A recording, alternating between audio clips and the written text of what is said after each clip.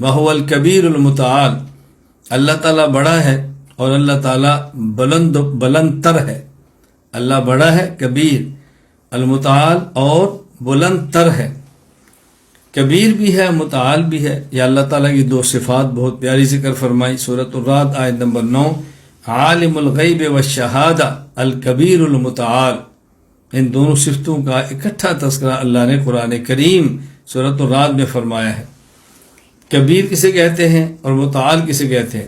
امام ابو جعفر محمد بن جریر بن یزید العاملی الطبری رحمہ اللہ وفات 1310 ہجری تفسیر طبری میں فرماتے ہیں، الکبیر الذی کل شیء دون، المتعال المستعلی علی کل شیء بقدرتہ۔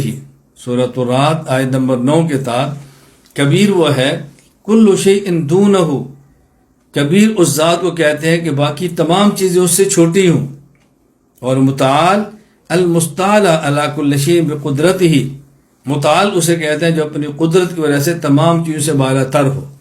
تو اللہ تعالیٰ کبیر بھی ہیں اور اللہ تعالیٰ متعال بھی ہیں، بلند بھی ہیں اور اللہ تعالیٰ بڑے بھی ہیں۔